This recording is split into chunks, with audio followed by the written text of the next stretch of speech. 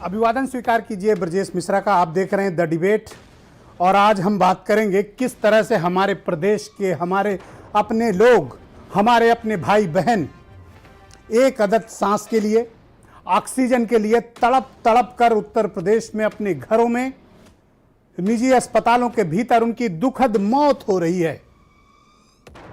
लोग कोरोना की वजह से कम मर रहे हैं। मेरी इन तथ्यों पर, मेरे इन दिए गए बातों पर आप गौर कीजिएगा बहनों भाइयों। लोग इस वक्त कोरोना से कम मर रहे हैं, ऑक्सीजन की कमी से मर रहे हैं, दवाओं की कमी से मर रहे हैं, रेमडेसिविर इंजेक्शन की कमी से मिल रहे हैं, इलाज न मिल पाने की वजह से मर रहे हैं, अस्पताल में भर्ती न हो पाने की वजह से मर रहे हैं, बेड न मिल पाने की वजह से मर रहे हैं, टेस्ट न होने की वजह से ज्यादा मर रहे हैं, आईसीयू बेड्स न मिल पाने की वजह से इस प्रदेश के नागरिक बड़ी तादाद में मौत के गाल में समा रहे हैं। इससे दुखद, इससे परेशान करने वाला और कोई वक्त हो ही नहीं सकता। पिछले कुछ दशकों से शायद ही ऐसी भीषण त्रासदी हमारे इस प्यारे प्रदेश के हमारे बहनों भाइयों ने झेली हो, जो इस वक्त झेलने को मजबूर हैं। लोग ऑक्सीजन के लिए तिल तिल कर मर रहे हैं। अब सरकार ने रोक लगा दी है कि कोई भी इंडिविजुअल व्यक्ति को बिना परमिशन के, बिना डॉक्टर के लिखाए ऑक्सीजन नहीं मिलेगी। प्रदेश के तमाम शहरों में जो लोग होम आइसोलेशन पर हैं, ऑक्सीजन पर हैं, उनकी मौतें हो रही हैं, तड़प रहे हैं। उनके परिजन गिड़गिड़ा रहे हैं कि कम से कम इलाज नहीं दे सकते तो ऑक्सीजन तो लेने दो। हम ब्लैक में ही खरीद के खुश थे, अपने परिजन को बचा तो रहे थे। बिलख रहे हैं लोग। पूरा सोशल मीडिया भरा पड़ा है गुहार, चित्कार, अपील, गिड़गिड़ाने से। लोग आत्महत्या करने की धमकी दे रहे हैं कि उनके परिजनों को ऑक्सीजन नहीं मिला तो वो सुसाइड करेंगे। यह अराजकता है, यह प्रशासनिक अदूरदर्शिता और लापरवाही का सबसे बड़ा प्रमाण है कि आप ऑक्सीजन भी अपने प्रदेश के नागरिकों को उपलब्ध नहीं करा पा रहे हैं। मैं जानना चाहता हूं, देश पूछता है और उत्तर प्रदेश के लोग भी जानना चाहते हैं कि किन कारणों से सरकार ने ऑक्सीजन की राशनिंग की है। दुनिया में शायद इकलौता ऐसा राज्य होगा जहां पर ऑक्सीजन की राशनिंग हो रही है। कोटा सिस्टम चलाया जा रहा है। सरकार तय करेगी कि किसको और ऑक्सीजन मिले और किसको ना मिले। आप अस्पतालों में आपूर्ति दे रहे हैं, अच्छी बात है, लेकिन जो घरों में हैं, जो दूसरी और बीमारियों से ग्रसित हैं, पुलिस उनको ऑक्सीजन प्लांट पे खदेड़ कर भगा रही है, डांट रही है, बेइज्जत कर रही है। ऑक्सीजन तो लेने की बहुत बात बड़ी दूर की है। सरकार का एक आदेश लोगों के जीवन को किस प्रकार से प्रभावित कर सकता है, यह घटना उदाहरण है। ऑक्सीजन की किल्लत को सरकार अब तक दूर नहीं कर पाई। सारे दावे असत्य हैं कि यहां ऑक्सीजन बहुत है, कहीं नहीं है, बहुत बुरा हाल है। आपकी जो आवश्यकता है उसका सिर्फ 40% ऑक्सीजन उत्तर प्रदेश में उपलब्ध है, और वो भी अधिकांश हिस्सा सरकारी अस्पतालों को, सरकारी मेडिकल कॉलेजों को जा रहा है। निजी क्षेत्र के कोविड हॉस्पिटल्स में ऑक्सीजन की भयानक किल्लत है।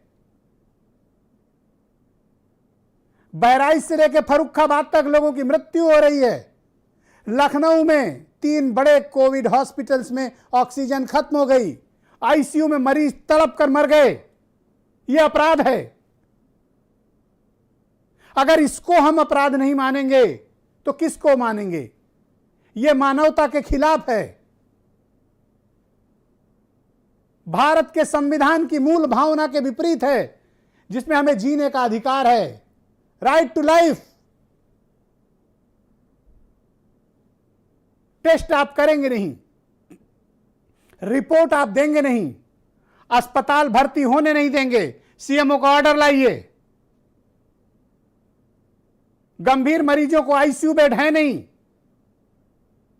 प्राइवेट हॉस्पिटल सीधे भर्ती नहीं ले सकते, और अब आप ऑक्सीजन पर भी राशनिंग कर रहे हैं। मौतों का आंकड़ा बहनों भाइयों जिस प्रकार से बढ़ रहा है, यह हैरान करने वाला है। सरकार ने आज कहा कि 195 लोगों की मृत्यु हुई है। अपनी आत्मा पे हाथ रख के पूछिएगा अपने से कि क्या वाकई में सिर्फ 195 लोग आज पूरे उत्तर प्रदेश में कोरोना से मरे हैं? जाओ अपने क्षेत्र के, अपने इलाके के, अपने जनपद के शमशान घाटों को देखना, भरे पड़े हैं। पहले तो आंकड़े में भी शामिल किए जाते थे, अब आप आंकड़ों के भी लायक नहीं रह गए हैं। मैं फिर से दोहराना चाहता हूं, लोग कोरोना की वजह से कम, ऑक्सीजन की कमी से, इलाज के अभाव में, इंजेक्शन की न मौजूदगी से, समय पर इलाज न मिलने से ज्यादा मर रहे हैं। लगातार डिनायल मोड आज हमको इस हाल पे ले आया है कि आज हमारे समक्ष तबाही और बर्बादी दैत्य के रूप में खड़ी है, राक्षस के रूप में खड़ी है, यमराज के रूप में खड़ी है, जो हमको, हमारे ही प्रदेश के लोगों को, हमसे, हमारे ही प्रियजनों को छीन रही है। और हम बेबस हैं, लाचार हैं, लोग गुहार लगा रहे हैं। भर्ती कराने के लिए आप फोन करना शुरू कीजिए। दोपहर तक खबर आती है कि जिसके लिए आप भर्ती के लिए प्रयासरत थे, मिश्रा जी, उस पेशेंट की मृत्यु हो चुकी है। ऐसी बेबसी, लाचारी, असहाय होना, सिस्टम का फेल होना मैंने अपने जीवन में कभी नहीं देखा। हो सकता है कि आप लोग इससे कभी दो चार हुए हों, लेकिन 21 वर्षों की पत्रकारिता में मैंने इस प्रकार का अव्यवस्था कभी देखी नहीं, जो चित्कारती है, परेशान करती है, विचलित करती है हर एक हृदय वाले मनुष्य को, जिसके अंदर जरा भी संवेदनशीलता है। आज वो खून के आंसू रो रहा है उत्तर प्रदेश में, तड़प के रह जा रहे हैं लोग। लोगों के फोन का जवाब देने की स्थिति में नहीं है, रो रहे हैं, तकलीफ में हैं, दर्द में हैं लोग। अपनों की मदद न कर पाने का एहसास, और जब मौत होती है तो उस पीड़ा का एहसास सिर्फ वही कर सकता है जिसके अंदर मानवता और उस दिल में, उसके शरीर में एक संवेदनशील हृदय हो। वही इस तकलीफ को महसूस कर सकता है जो मेरे प्यारे प्रदेश के 23 करोड़ मेरे भाई बहन महसूस कर रहे हैं। वो देख रहे हैं कि उनके साथ क्या हो रहा है, लेकिन वो बेबस हैं। व्यवस्था का असहयोग आज इस कदर हमारे समक्ष विद्यमान है कि टेस्टिंग से लेकर शमशान घाट तक लाशों की कतार लगी हुई है। कोई पूछने वाला नहीं है, कोई किसी का फोन नहीं लेता। और सबसे ज्यादा अगर कोई पीड़ित, परेशान, दुखी है, कोई सबसे ज्यादा पॉलिटिकल क्लास के लोग मरे हैं, तो वो भारतीय जनता पार्टी के लोग हैं। बीजेपी के कार्यकर्ता सबसे ज्यादा मारे गए हैं कोरोना की वजह से। क्यों?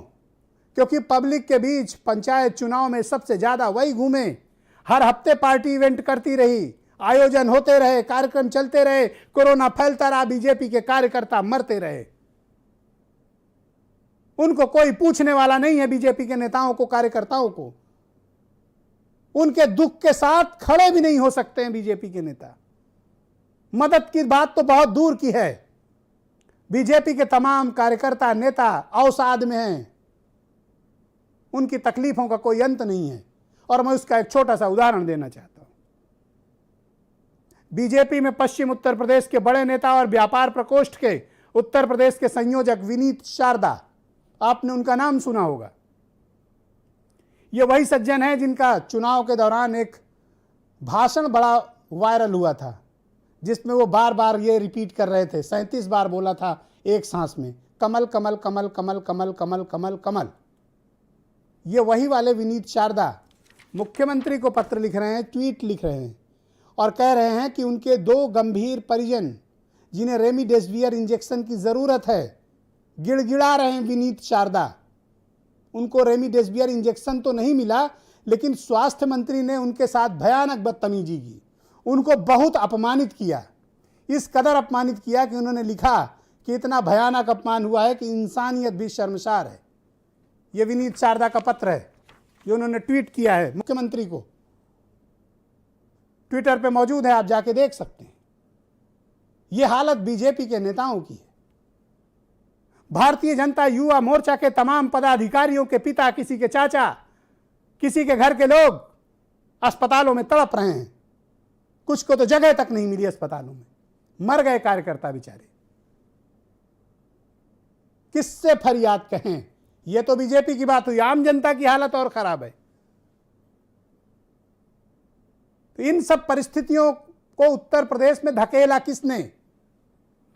यह प्रशासनिक दूरदर्शिता, नेतृत्व की अनुभवहीनता, नौकरशाही की बदइंतजामी और समय से तैयारी न करना। यह बताता है कि हम सिर्फ मीटिंग्स करते रहे, मीटिंग चलता रहा, नोडल चलता रहा, लेकिन किसी को भी ख्याल नहीं आया कि दूसरी वेव कितनी खतरनाक थी। मुझ पर यह इल्जाम लगाया जाता रहा कि मैं कोरोना के नाम पर डिबेट करके डर फैलाता हूं। आज वो डर दैत्य के रूप में आपके सामने खड़ा है, जिसके बारे में पिछले 1 साल से मैं आप सबको 1 साल से अधिक वक्त से जागृत कर रहा था, बता रहा था कि यह कितनी भारी मुसीबत है। न सरकार ने तैयारी की, न समाज ने तैयारी की। आज हालात इस कदर हैं कि हर कोई घुटने पर है। लखनऊ, जहां का मेडिकल इंफ्रास्ट्रक्चर उत्तर प्रदेश में सबसे अधिक हो, सबसे ज्यादा बदहाली इसी शहर में है, लखनऊ के भीतर। कौन लोग इसके लिए कसूरवार हैं? कोरोना से होने वाली मौतों के अलावा बाकी जो बिना इलाज के मौतें हो रही हैं, बिना ऑक्सीजन के मौतें हो रही हैं, यह अपराध है। संविधान के खिलाफ है कि आप ऑक्सीजन नहीं देंगे। क्यों नहीं देंगे आप? यह बताता है कि दुर्व्यवस्था, शासन की नीतियां, आपकी प्लानिंग, आपकी सोच समझ गंभीर प्रश्न खड़े करती है। किस बात की 400 दिनों से तैयारियां चल रही थीं? प्रतिदिन मीटिंग्स होती थीं। बिना विशेषज्ञों के लगातार इन बैठकों का औचित्य क्या था? आज जब इतनी बड़ी मुसीबत हमारे समक्ष खड़ी है, आपके पास सॉल्यूशन क्या है? एक प्रश्न नोट जिसमें आप ये लिखते हैं कि ऑल इज वेल। तो क्या जो मरे हैं बिना ऑक्सीजन के, इन्होंने स्वयं आत्महत्या कर ली, अपनी सांसें रोक ली? कैसे मरे ये लोग? कौन करेगा इसकी जांच? कौन उनके परिजनों को संभालेगा? जिनकी जिंदगियां बर्बाद हो गई, उनको कौन ठीक वापस ट्रैक पे लाएगा? उनके दुखों को कौन बांटेगा जिन्होंने अपने परिजनों को खोया है?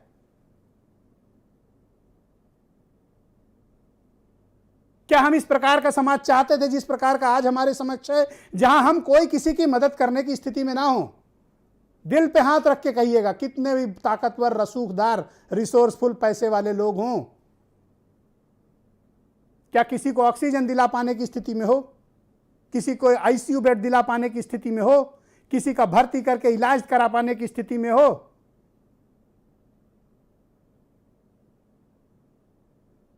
यही बेबसी और लाचारी आम आदमी के समक्ष कितनी विकराल राक्षसी रूप में खड़ी है, जहां उसके अपने प्रियजन मारे जा रहे हैं। लोग बेहाल हैं, उनकी तकलीफों का कोई अंत नहीं है, रो रहे हैं, गिड़गिड़ा रहे हैं, बचा लो की आवाजें आती हैं। सोशल मीडिया हर आता हुआ एक टेलीफोन मन में डर पैदा करता है कि पता नहीं मेरे खास दोस्त, मेरे जानने वालों को क्या परेशानी हो। फोन उठाने में मन में डर बैठ गया है कि पता नहीं आने वाला हर एक कॉल क्या, किस प्रकार की बुरी खबर लेकर आ रही है। मदद के लिए लोग गिड़गिड़ा रहे हैं।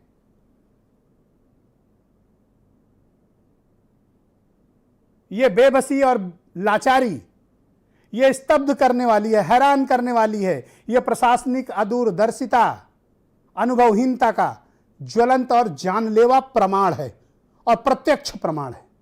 मैं चाहता हूं कि कुछ बयान आप सुने, फिर हम आज एक डिबेट को आगे बढ़ाएंगे और समझेंगे कि इन सब गलतियों के लिए कौन लोग कसूरवार हैं और उन पर जिम्मेदारी कौन फिक्स करेगा। इस पर बात होनी चाहिए। ये रेफरल लेटर हमको मिला है, इतने दूर के हॉस्पिटल गए, उसने लिख के दे दिया no bed available, no medicine, no oxygen, कह रहे जहां से लाना हो लाओ। मेरी बेटी यहाँ पड़ी है कितने दिन से, और अब कह रहे हैं कि ले जाओ। कहाँ ले जाए? बता दो हमें कहाँ ले जाए, हम वहाँ ले जाने के लिए तैयार हैं। जहाँ कोविड सेंटर है वहाँ रिपोर्ट नहीं हो रही, कह रहे रिपोर्ट के लिए 5 किलोमीटर दूर आप एक हॉस्पिटल है, वहाँ से पहले रिपोर्ट करवा के आओ, फिर हमारे यहाँ 5 किलोमीटर वापस आके एडमिट कराओ। इतनी देर में ट्रैवलिंग में मेरी मम्मी पूरे हो गए। यही कह रहे हैं जी 2.5-3 घंटे का ऑक्सीजन बचा है हमारे पास, आप कहीं और शिफ्ट करें। अब इस समय सब जगह ही पैनिक है सर, कहाँ लेके जाएंगे। अचानक से दोपहर को बोल रहे कि आप लोग अपने पेशेंट को लेके चले जाइए। जो चौहान साहब हैं, चौहान साहब ने बिल्कुल हाथ खड़े कर दिए, कह रहे कि जी मेरे हाथ में नहीं है, सरकार ने मोदी ने हाथ खड़े कर दिए तो मैं कौन चीज़ होता हूँ, मैं भी कुछ नहीं कर सकता। आप अपने पेशेंट को निकाल दो, आप अपने पेशेंट को ले जाओगे। हमने बोला सिलेंडर करा दो, हम रिफिल करवा देते, आप अपने पेशेंट को लेके चले जाओ यहाँ से। ऑक्सीजन लेवल SpO2 50 है, बहुत फ्लक्चुएट कर रहा है, बहुत ही ज़्यादा क्रिटिकल सिचुएशन में है। समहाउ हम लोग ऑक्सीजन सिलेंडर्स अरेंज कर करके 2 दिन से काम चला रहे हैं। लोहिया से कुछ नहीं, फिर उन्होंने कहा बलरामपुर आई है, बलरामपुर आए तो कहा यहाँ सीमो ऑफिस से आप लिखा के लाइए, हम एडमिट ले रहे। अब ये साहब लिख दे बस तुरंत वो एडमिट कर ले। ये कोई नेता नहीं है, कोई अधिकारी नहीं थे, कोई रसूखदार लोग नहीं थे। इस देश के इज्जतदार नागरिक जिन्होंने स्वाभिमान के साथ जीना सीखा, इस देश की सेवा की, सच्चे मन से सेवा की। आज उनके परिजनों के साथ क्या हो रहा है अस्पतालों के भीतर या CMO ऑफिस के बाहर, या उनके परिजनों के साथ किस प्रकार का व्यवहार हो रहा है, प्रत्यक्ष आपके समक्ष प्रमाण है। मुझे कहने की आवश्यकता नहीं है। आज की डिबेट को आगे बढ़ाते हैं। हरिश्चंद्र श्रीवास्तव भारतीय जनता पार्टी से हैं, राजपाल कश्यप समाजवादी पार्टी के प्रवक्ता और MLC हैं, डॉक्टर अनूप अग्रवाल, डॉक्टर विमल कुमार